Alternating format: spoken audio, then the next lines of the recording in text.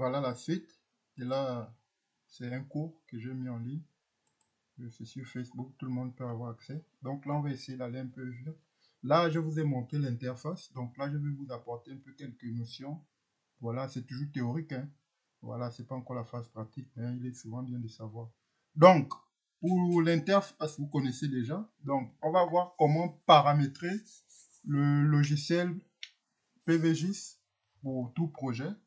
Donc, il faut savoir déjà que c'est un logiciel qu'on peut avoir en ligne. Il suffit juste de taper PVGIS. Et voilà, choisir le bon lien. Et voilà, je peux le faire même. Je vais en ligne, je tape PVGIS. Voilà. Donc là, vous avez plusieurs choix, plusieurs liens. Donc voilà, là c'est Union européenne. Vous choisissez. Donc c'est forcément le bon interface. Donc vous avez vu comment obtenir, c'est vraiment simple. Voilà, le canevas il est quand même interactif comme je disais. Donc là, vous pouvez vous situer si vous connaissez la région. Et après, vous venez ici paramétrer. Donc, on va faire ça tout à l'heure. Revenons à notre truc. Donc, il faudra bien choisir le type d'installation. Donc, il existe plusieurs installations, comme je disais. Il y a l'installation qui est couplée au réseau. Ça, c'est pour les installations photovoltaïques de grande capacité de production qui sont raccordées au réseau national. Ce sont des productions pour la revente. Donc, il faut faire ce choix. Il y a l'autre qui est pour le PV suivant. Ça, c'était, comme je disais, tout ce qui est, c'est pas les panneaux solaires classiques, c'est un peu des dispositifs qu'on fixe comme les anciennes antennes paraboliques.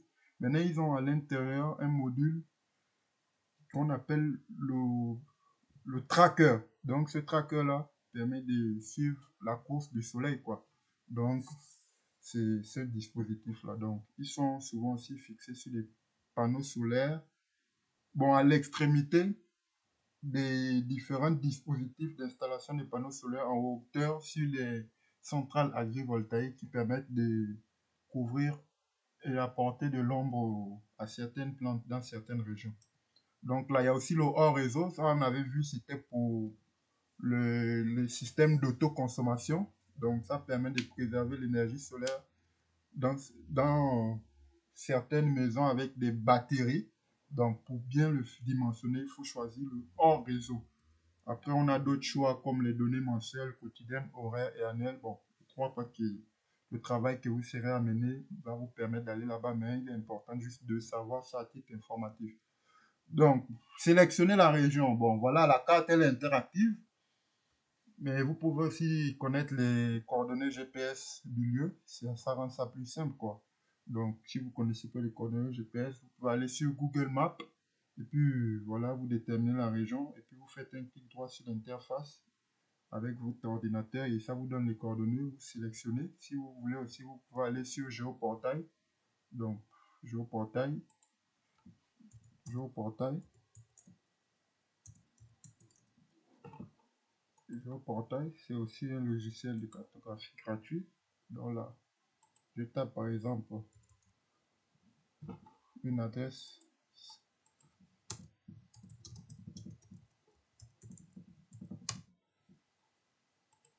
Non, non, non, non. Je voulais taper 11 rue des Orangers, Montpellier. Mais comme j'ai choisi la mauvaise adresse, donc là, par exemple, bon, on va juste s'arrêter à ça. Bon, pour l'instant, la carte n'est pas bonne, la couleur. Donc là, j'ai mis la bonne couleur. Donc là, 11 rue des Orangers. Donc voilà, là, vous n'avez pas les coordonnées GPS, vous pouvez faire ça. Clic droit, il vous donne l'adresse. Et voilà, les coordonnées sont ici.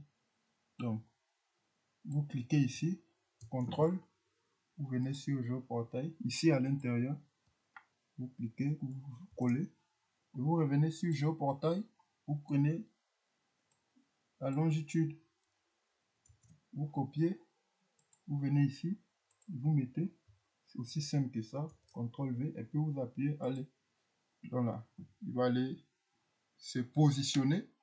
Lorsqu'il va se positionner, il va maintenant charger toutes les données météorologiques liées à la station la plus proche de ce point-là. Donc, c'est un peu ça. Donc, c'est pas très très compliqué à savoir faire. Donc, sélectionner la localisation, nous avons vu. Et voilà.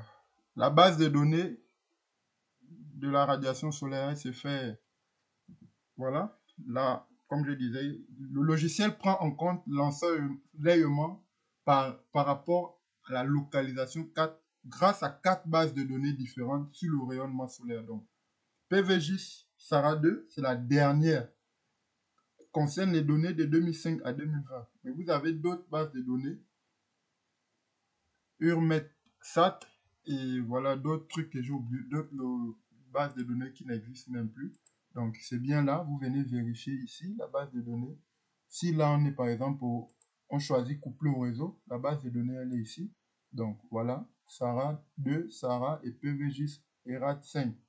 Donc, c'est un peu tout ça. C'est là la base de données. Donc, on va rester sur la dernière, SARA 2. Donc, c'est très bien à savoir. Puis, voilà les autres bases de données. Donc, on ne va pas tout utiliser, quoi. Il faut juste savoir pourquoi on prend SARA. Pourquoi on prend PVJ SARA 2. C'est parce que c'est la toute dernière et elle permet d'obtenir les dernières mises à jour. Pas en date, mais les dernières mises à jour renseignées jusqu'à 2020 concernant la région. Donc, SARA 2, c'est le standard. Donc, après, dans l'interface, après avoir choisi SARA 2, vous avez le dispositif ici. Donc, il faudra choisir la technologie. Donc, si vous ne savez pas la technologie, vous pouvez cliquer dessus.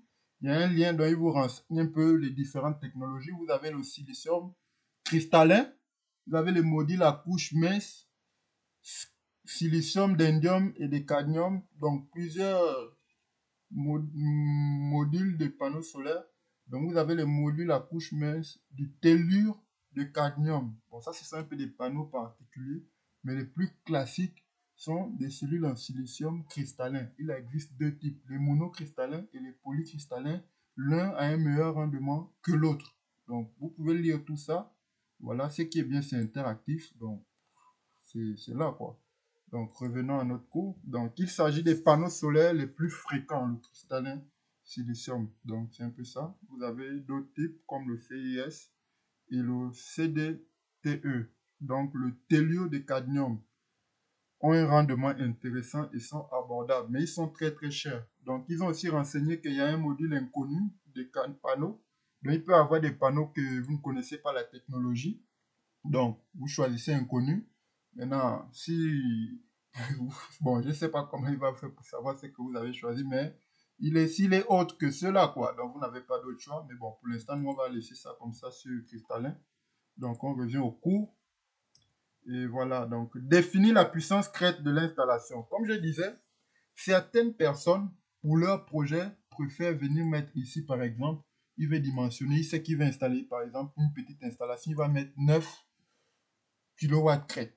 Certains préfèrent. Même nous, nous allons travailler sur des projets très grands en puissance. Donc, on va la normaliser à 1. La norme, c'est ça. Il faut laisser ça à 1.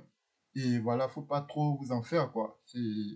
Vous laissez ça à 1 parce qu'à chaque fois, s'il faut mettre 6, 9, ça devient un peu saoulant, quoi. Donc, il faut le laisser à 1. Vous le normalisez. Et puis, vous passez les autres renseignements. Donc, souvent, quand vous allez renseigner les informations, vous allez cliquer. Souvent, ça donne en fonction de la puissance des panneaux qui sont installés. Donc, ça, c'est notre puissance crête, KWC, donc kilowatt crête, ou KWP en anglais, quoi, kilowatt peak. Bon, les anglophones, toujours.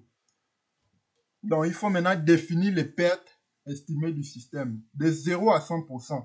Cette donnée permet de calculer la perte naturelle liée aux onduleurs solaires ou aux câbles. Bon, quand les câbles chauffent, les onduleurs aussi chauffent, donc il y a beaucoup de pertes. Donc, par défaut, le programme donne la valeur de 14% de pertes. À cela seront ajoutées les éventuelles pertes dues à la réflexion de la lumière sur le panneau ou température. Donc, il faut prendre la perte par défaut, c'est ici. Donc, souvent, vous ne pouvez pas dimensionner un projet et vous mettez par exemple 1 comme perte. Donc, il ne va pas prendre en compte les câbles qui vont chauffer, les différentes déperditions par effet Joule, les onduleurs qui vont chauffer et il n'y aura pas aussi le soleil tout le temps pour que ça soit au top à 100%. Donc, vous prenez en compte que, bon, on va tomber d'accord, nous accorder sur un rendement de perte à 14%, quoi. Ça, essaie de prendre un peu en compte tout, mais sachant que 14 aussi peut ne pas être la bonne valeur, quoi. Donc, vous pouvez aussi la renseigner à 20, c'est en fonction de vous-même, quoi. Mais le manuel demande de laisser à 14, donc pourquoi s'embêter, quoi. Mais vous devez juste retenir que le fait d'avoir mis 14 ici, ça permet de prendre en compte les pertes dues aux câbles qui vont chauffer par effet Joule, quoi. Donc, c'est un peu ça. Donc, définir le montage. Il faut aussi définir comment monter l'installation. Bon, le montage, c'est ici. Vous avez la position du montage. Vous avez position libre. Je disais, la position libre, c'est idéal pour les centrales au sol. Elles sont libres de tout mouvement et elles sont aérées de tous côtés.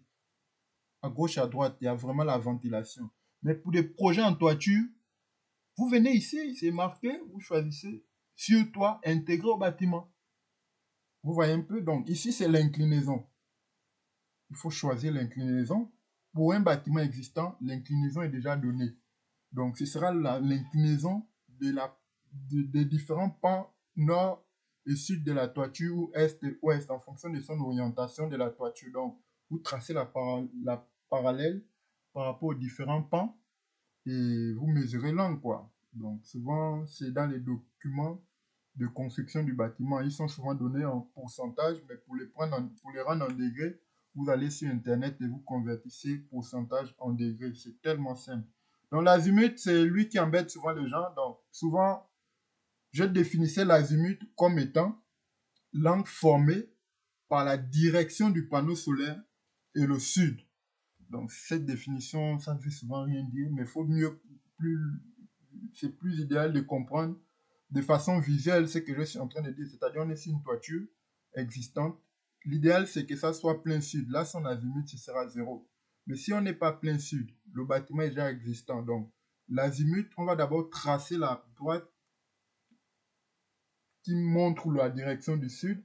Et on va tracer aussi une droite parallèle au panneau solaire. Et l'angle formé entre le panneau solaire et le sud, c'est bien lui qui va donner l'azimut, quoi. Donc, pour déterminer l'azimut, vous venez par exemple sur Géoportail.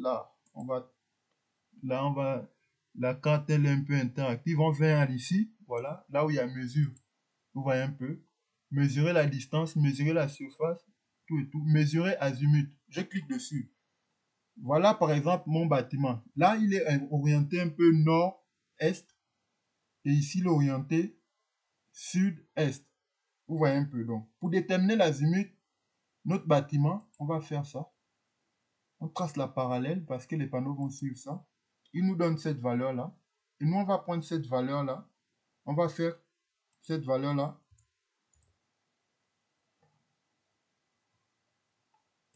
On a trouvé 14,48. Donc, on va faire 14,48 moins 180 degrés. Et il va vous donner l'azimut de ce lieu-là. Ça, c'est pour les panneaux qui seront orientés vers le nord de ce bâtiment. Pour les panneaux qui seront orientés vers le sud de ce bâtiment, je fais la même chose dans le sens opposé. Donc, je trouve 195. Je cherche mon azimut. Donc, je vais venir ici, calculatrice, 195,52. 195,52 moins 180. Donc, j'ai 15,52. Donc, vous avez vu comment on détermine l'azimut. Non, si le bâtiment était orienté ouest-est, donc je faisais la même chose en parallèle comme ce bâtiment. Dans ce côté, après je prends cette valeur, moins 180. Je fais ça aussi, moins 180. Et je trouve la valeur. Donc ça, c'est... Nous verrons un peu plus. Donc, on va prendre le premier azimut qui était, bon, le dernier azimut calculé pour le pan sud. Donc, 15,52. Nous allons venir renseigner ici. On garde l'inclinaison là. On va venir mettre 15,52. Donc,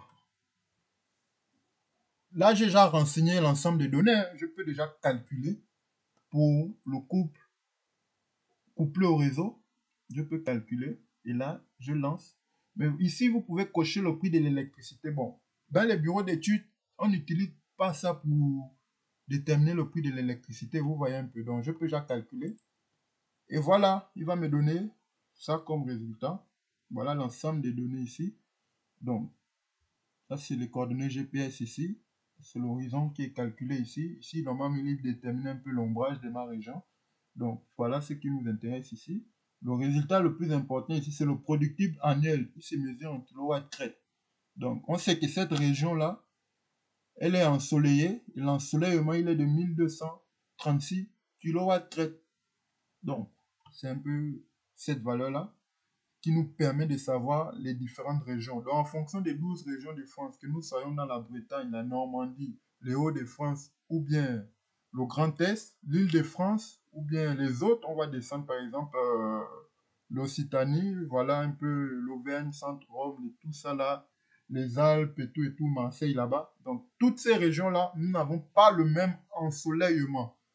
Donc, pour un projet, vous vous mettez sur une région, vous mettez les coordonnées, tout et tout et tout. Vous allez remarquer que l'ensoleillement dans les Hauts-de-France et dans le sud, par exemple en Occitanie, à Montpellier par exemple, c'est pas le même ensoleillement. Si nous sommes par exemple en Occitanie, on va avoir peut-être les 1600 ici. Donc, ce qui prouve que non, un projet, par exemple, dans l'Occitanie est mieux, quoi. Donc, on va revenir un peu au cours. Bon, on va essayer d'analyser un peu. Ces résultats-là, c'est les données renseignées là-bas, plus haut. Vous pouvez obtenir maintenant le rapport par PDF, vous cliquez là, il va le télécharger, ou bien par fichier Excel. C'est un peu ici là. Donc tout ça, on va bien voir ça après, sur des projets un peu concrets, mais là on est un peu en train d'expliquer tout dans les détails. Donc c'est un peu ça, on va avancer. Bon, par rapport ici, par exemple, si vous ne connaissez pas l'inclinaison et l'azimut, vous pouvez optimiser, par exemple, moi je ne connais pas, je clique sur optimiser l'azimut. Donc il va me choisir un meilleur azimut en fonction. Donc là, retenez par exemple, en fonction de l'azimut que moi j'ai choisi, par exemple, il m'a arrondi ça. 35 l'inclinaison et 16, c'est moi qui ai choisi ça, par hasard comme ça. Bon, maintenant je vais cocher optimiser l'azimut. Et on va voir si les 1236 là vont varier. On lance ici, visualiser les résultats. Donc on avait 1236, là on a 1246. Donc il nous a optimisé ça. Donc vous avez l'inclinaison optimale. Donc pour avoir ce type de résultat, qui est 1244, qui est supérieur à 1236 qu'on avait, il faut avoir une inclinaison de 38 et un azimut de 0. Donc plein sud et avec 38 degrés d'inclinaison. Donc ça, ce sont des informations qu'il faut connaître. Par exemple, si vous êtes sur un projet, voilà, on va dire quoi, un bâtiment neuf, quoi. Voilà, pas sur l'existant. Donc on va un peu avancer. Voilà, définir l'inclinaison, nous avons vu. Définir l'azimut. Comme je disais, le sud, c'est 80. Non, nous sommes ici. C'est l'angle des panneaux par rapport à la direction sud. Voilà, par rapport à la direction sud. Voilà. Moins 90 degrés est est. Voilà, quand on est plein est. 0 est plein sud. Plein sud et 90 degrés, c'est ouest. Voilà. Donc, les résultats, une fois toutes les données remplies, voilà, vous cliquez sur renseigner les données et puis vous pouvez obtenir le document PDF. Donc, maintenant, les interprétations du résultat. Ça, c'est la partie la plus importante. Donc, PVGIS vous propose ensuite les résultats sous forme de production annuelle. On avait vu kilowatts-crête, kilowattheure par an. Cette production peut être divisée par la puissance installée, renseignée au-dessus pour obtenir l'indication du productif de l'installation en kilowatts-crête. Donc, il est possible de renseigner ici, voilà, vous avez kilowattheure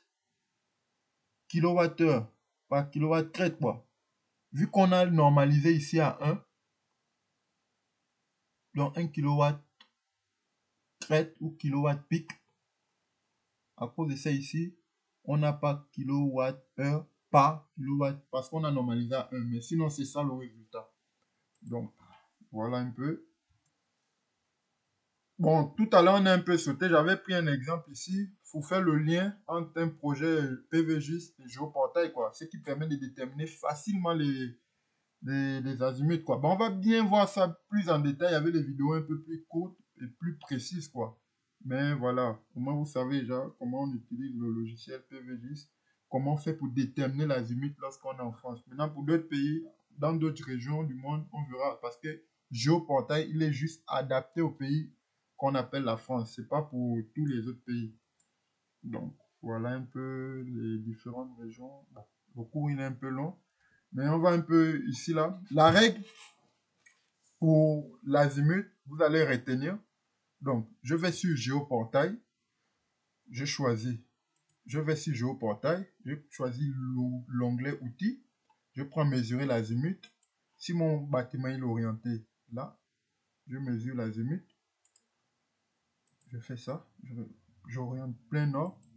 La valeur là, moins 180 degrés. Et je renseigne la valeur trouvée ici à l'onglet azimut. Donc, il faut retenir que l'azimut de PVGIS est égal à l'azimut de Géoportail moins 180. Pourquoi? Parce que les deux logiciels n'ont pas été dimensionnés ou bien n'ont pas le même référentiel de base de calcul, quoi.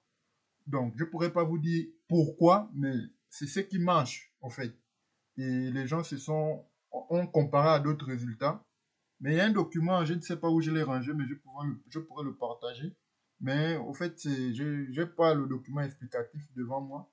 Mais il faut juste retenir la formule, quoi. Pour obtenir l'azimut, qui est l'une des choses les plus compliquées par rapport à l'angle d'inclinaison, vous allez sur Géoportail, si vous êtes en France, vous mesurez par rapport à l'orientation de votre panneau solaire, si c'est nord, si c'est sud.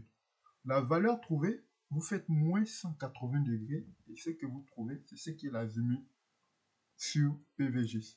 Donc, ça c'est un exemple en image. Voilà les documents avec lesquels j'ai travaillé, vous voyez.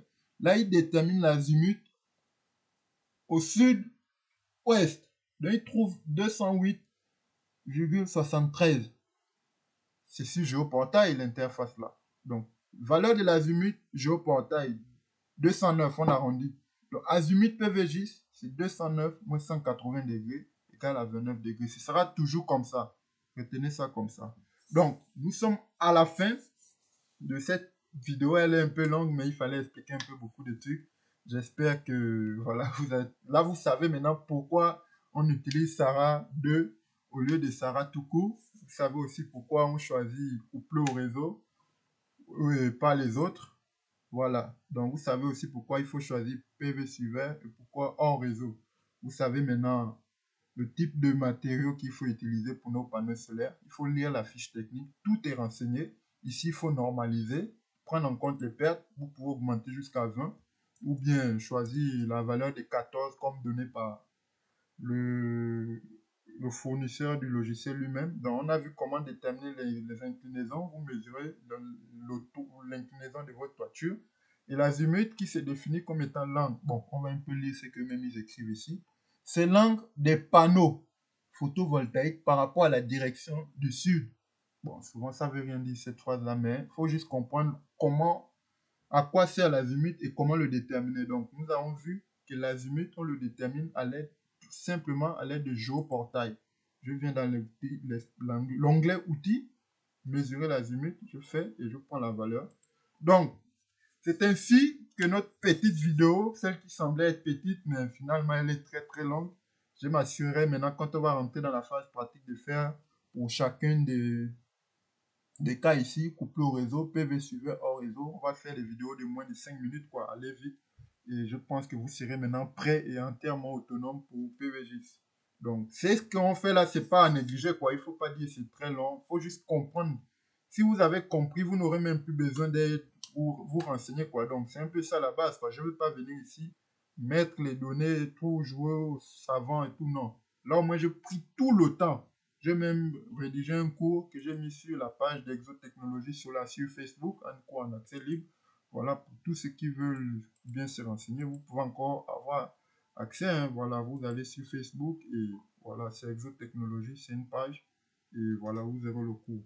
Donc, on va se laisser et on va se dire prochainement. Voilà, c'est aussi une page Facebook, elle est dédiée à ça, hein. Il y a plein de choses qui sont renseignées, voilà. Donc, vous pouvez beaucoup venir ici et puis voilà, je partage régulièrement du contenu et puis vous voulez vous informer.